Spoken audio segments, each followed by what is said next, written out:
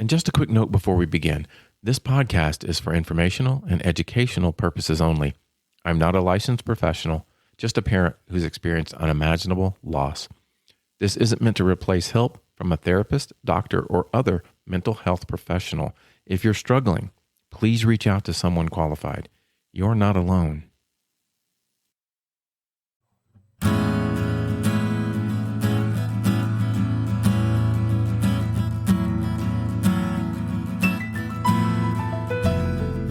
Welcome to Don't Forget to Breathe, the space where grieving parents find voice, hope, and connection. I'm your host, Bruce Barker. Today, we share another powerful parent story, a story of Veloma. I recently had the honor of sitting down with someone who has been pivotal in my own journey as a parent support facilitator, a person with a remarkable heart for showing up in families' darkest moments, and someone I'm grateful to call a friend. I'd like to introduce you to Kristin, one of the founders and former executive director of a Colorado-based nonprofit dedicated to supporting grieving parents who have experienced child loss. Kristin has shared her story many times, and she graciously agreed to share it with you today. Here is part one of our conversation. Kristin. Hi. Hi. It has been a long time. Too long, yes. Too long. So Kristin and I, we go back a few years, and Kristin was a former executive director of a nonprofit in northern Colorado that supports parents who've had child loss. And that's how we connected with some of what I think I've mentioned in previous podcasts about doing support sessions, just facilitating groups for dads. And that's how we met and have had amazing conversations. And it has been too long because we used to have the best talks. That's what I was remembering when I drove to meet you today, that our first talk, I think we'd put on our calendar for an hour. I think we sat there for 5 hours. Yes. Yeah. The center was closing. I think we could have just continued on. I just felt so very connected to our perspectives, our journeys, and it was an incredible conversation. And also the similarity of really finding meaning in supporting others in some format, different formats. But when I saw you today, I was like, oh, that's missing. Yeah, so it was amazing. It was amazing how comfortable I was in we'll just say in a building that is full of discomfort and that is full of no parent wants to walk in there. Absolutely. But of how comfortable I was being in there and how inviting and warm and inclusive this physical place was. And then with our conversation, even more so, it just kept going. Yeah. So thank you for saying, hey, come do this. And because that's what I've been doing, and it's been great that I facilitate these groups with dads who've lost children, and so many unique and different stories, as we know, nothing's the same. And then even to be able to do some dads retreats. And I know, I don't take credit for it, but I know that it's helped dads because they've told me. And so thank you for inviting me in to be able to help these guys. Well, and thank you for just your bravery and courage to lean into that. The journey for dads, I think, is often not validated, not heard, not seen. And it causes such increased sorrow and pain. I mean, what you and I have both lived through, it's enough. And, it's like our cup of sorrow is full. We don't need additional sorrows in the format of not being heard. And not being seen. And I think that's often what happens to men. And so I just want to tell you that I think you should take credit for a lot of the moments that men feel seen and heard and really cared for in your presence. Well, thank you. Yeah, it's draining for everyone because we get into space when we meet, and all the shields come down, all the armor comes off, and I commend these men for being vulnerable and showing the strength in that vulnerability to go to spaces that some want to avoid and most want to avoid, but then actually getting into a place, and that's been kind of the common comment of, I feel connected in this, like, you guys get it. Like, I've heard that phrase so many times, like, no, but you guys get it. And I think that's what we're looking for. And that's really even the point of this podcast, is connecting parents, because it's a place where we all get it, where you can be seen and you can be heard and you can connect, and you're not alone, because it's really easy to feel isolated and feel alone, even though if you're a couple, you might feel that your spouse gets it, but your spouse is getting one side of it, and it's still easy to get isolated. It really is. It is the most independently coped with process, I guess, I've ever personally gone through, and what I've watched people go through. They can be surrounded by all the love and support, but you really have to find your own way. So it can be incredibly isolating. It also can be these moments of looking across a room at someone and just seeing in their eyes that you don't have to say much because of that commonality of, I get it. Bottom line is, I see that soul of yours, and that it's shattered by this moment in time where your identity, your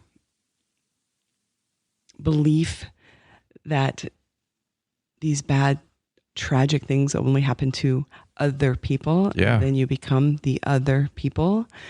Before this death of our son, I would absolutely read obituaries if a child died, and I could not even, I was one of those people that said, I can't imagine. Mm-hmm. And those poor other people.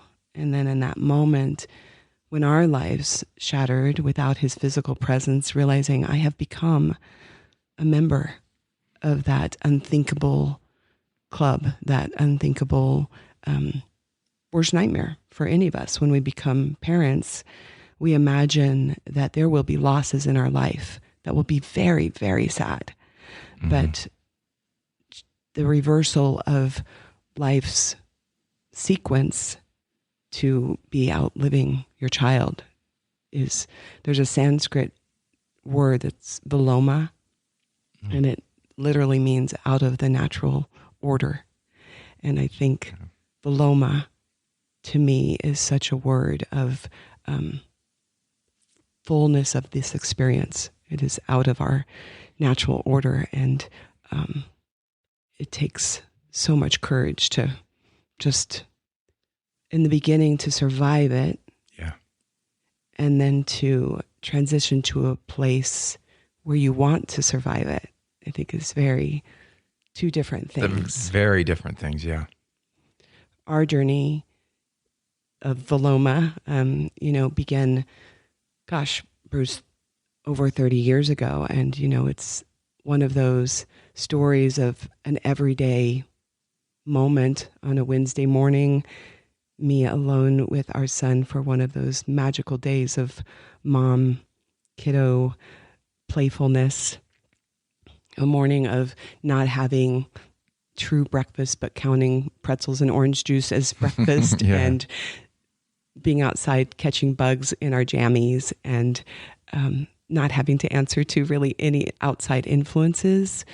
I was working in a very corporate, very driven job. So Wednesdays to me were my protected day, my day to just be so carefree and to be taking the lead from a 3.5-year-old, very energetic little guy who didn't sit still for a moment, and also somehow knew that Wednesdays were the day to give ourselves permission to be, both of us, very childlike, and for me that moment in time of having our first child, who I think when we had him in our early 20s, believing, well, this is, our child.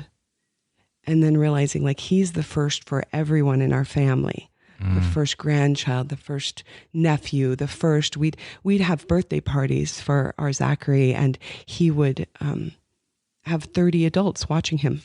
It was like Wow. the Zach show. And it was such a beautiful combining of generations. He was absolutely our whole world. And to realize he's not ours, we're sharing him. We were both still going to college, so to share him with people at that age that couldn't imagine being parents, but definitely wanted him in their lives. Yeah. So our friends in their early 20s, our very young grandparents, he became such a light in so many lives. And to share him was such a gift of awareness that he could become that.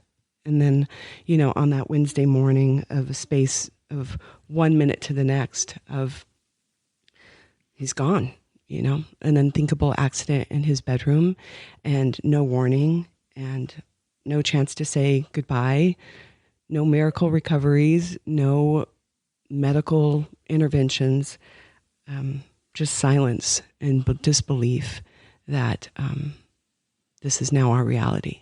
And I remember as the awareness continued that this had become our reality, and, the emergency personnel made it clear that there was nothing that could be done there or hospital, etc., just screaming the word why. Mm-hmm. And I think for 30 years, I've thought, why?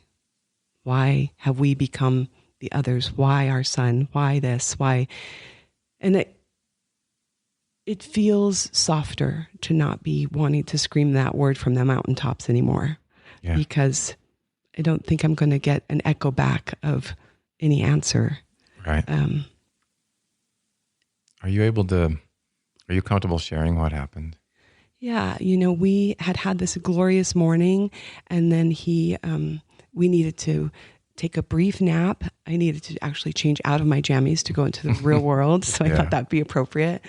And during his after reading a book and telling him that we would go to the movies, I checked on him in about 10 minutes, and he had somehow, in some custom made curtains that my mother-in-law had made, strangled on the curtain cord from his toddler bed. I thought he was just standing, but in fact he was tangled. And, I tried everything I could with my own CPR techniques and calling the EMS. And after they started to arrive, calling my husband and screaming into the phone, honey, our lives have changed forever today.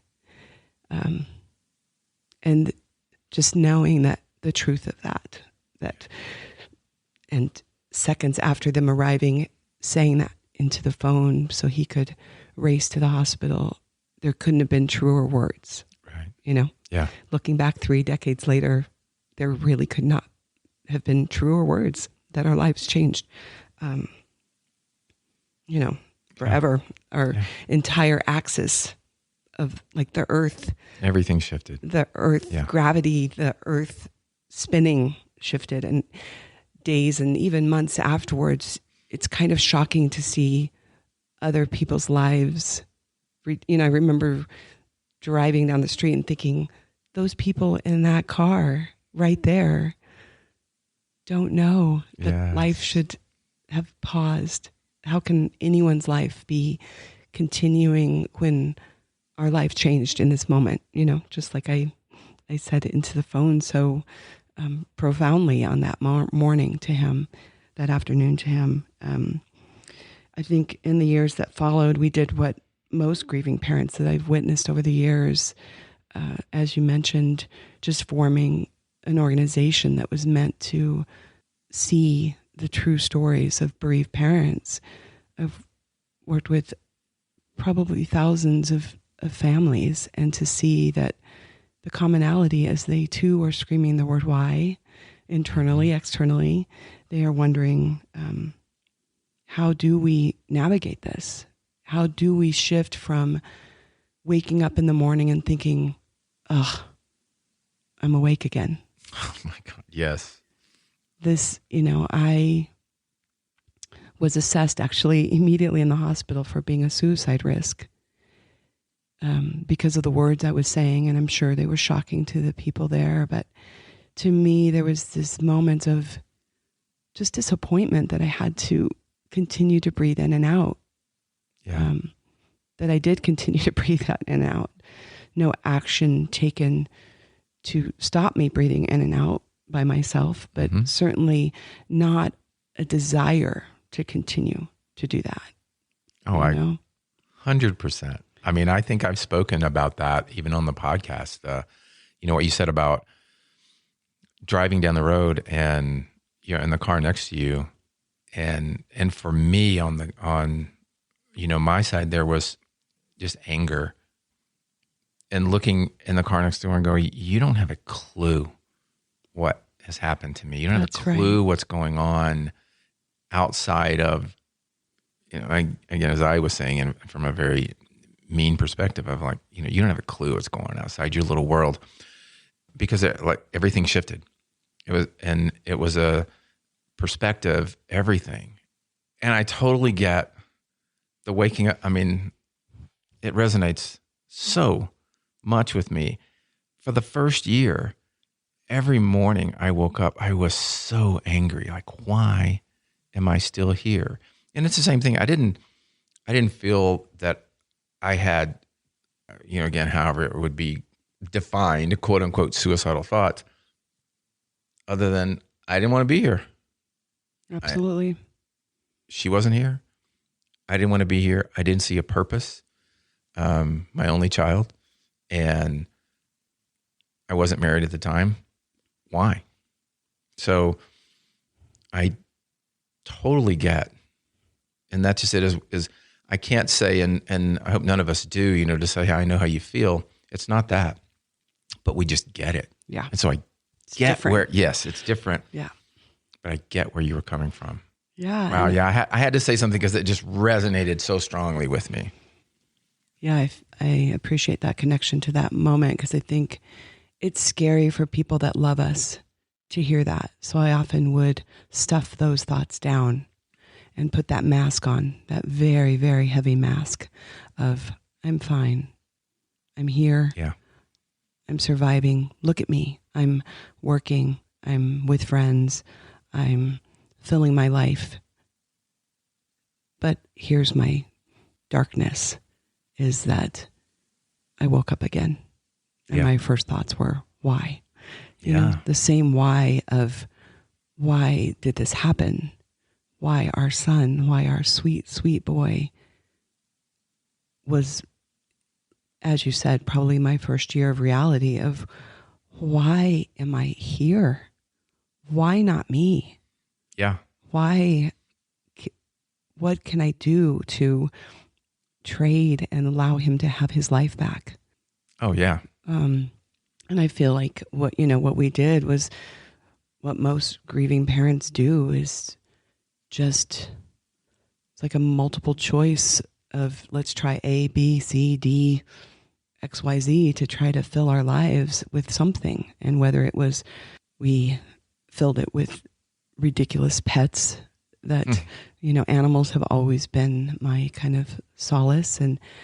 But these were pets like lizards eating crickets. They were not feeling a need to nurture any, or, that didn't do it. Traveling didn't do it. It's like, pack your bag, your grief's going with you.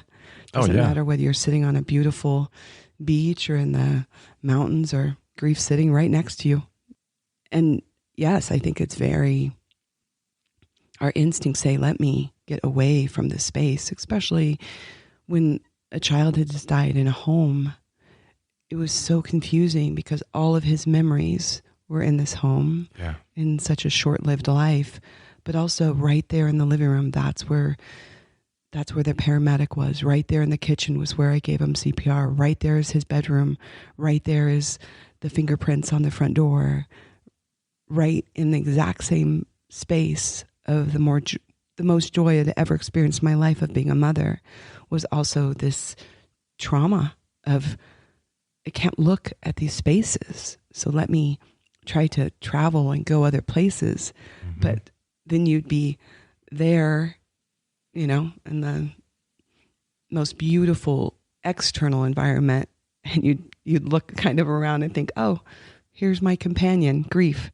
Mm-hmm. And it's still with me, and the trauma is still with me. And so I feel like we tried so many times. Sometimes we clung very tightly to each other as a young couple, and sometimes we kept busy with really meaningless tasks. Sometimes we pushed each other away with anger and confusion on how the other person was coping with this. I often called my husband the garage griever, because he would just disappear into the garage. And part of it, I believe, was seeing my pain and not being able to fix that. Not be able to be my protector, which he has always been in our marriage, of just a steadiness and corny, but my rock, right? Yeah. And he was crumbled. He was not a rock. We were both just shatters of what we used to be. So for him to see me like that, for me to see him like that, we did not make us closer for a long time. And we did this very differently. Often me really wanting to talk with others and gain from their wisdom and just be in their presence. So we became part of the national organization Compassionate Friends right away, became chapter leaders, and he was such a good sport about it. It was the last thing he wanted to do. But he, would go to these support groups and help with the newsletter, and for me to also be able to give him the grace that he needed to be in his own space of literally and figuratively the garage, which gave him space away from my sorrow, and him not being able to do really a lot about that. It was like we were two trees in a forest that were both timber, we were flat trees. We weren't other losses in our lives. We'd been able to lean on each other because one of us was still standing strong. But now I feel like both of us had been cut to just our roots, and I feel like we did fill our lives with 4 more children, and we did really try to embrace joy, but it's an absolute unfillable void. And I think we really rushed into that part of our lives and didn't do a lot of our grief work, because for me personally, just the why, searching for that, I was scared of doing the grief work because it seemed so scary. It is scary. It is scary, yeah. And it was, more than 10 years later that, as you referred to, I met with 2 other women, and we formed this organization that was really an incredible part of my journey of responding as soon as possible to people's trauma and grief, and sitting in living rooms and emergency rooms and funeral homes and morgues. And there was no place that we would not meet people where they were at. And I feel like I didn't find my why, because I don't think there is a why, but I found some purpose and some meaning and some, but a bit at the sacrifice of my own well-being, my own joy, a bit. I've never traded those years, but now moving into a new chapter, completely away from that outreach that I did for so many years, it's been giving myself permission to think that it's okay for me to find joy. It's okay for me to not want to be immersed in sorrow, to continue to feel great empathy for this journey, and to of child loss, and to absolutely want people to have all the support they can possibly find. It's like puzzle pieces of I'll get some from here. I'll get some from here. And I think we all kind of have those of how am I going to find my spiritual self, my mental self, my intellectual self, my emotional self, my relationship, Yeah. I mean, it's kind of like a pie chart. And I wanted to answer that question the best I could for others. And now to believe that it's enough to answer it for myself. We'll pause our conversation here. As we close part 1, we've heard Kristin's history, her loss, her heart of service, and the depth of what she's carried while supporting so many grieving families. But there's another layer to her story. What comes after giving so much of yourself to others? In part 2, Kristin shares openly about stepping back, rediscovering her footing, and asking the important question, what's next for me? I hope you'll come along for the rest of her journey. I'm Bruce Barker, and until part 2, don't forget to breathe.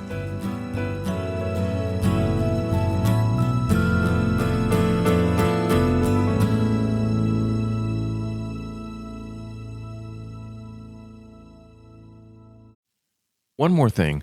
If you found meaning or comfort in these conversations, consider becoming a supporter of the Don't Forget to Breathe podcast.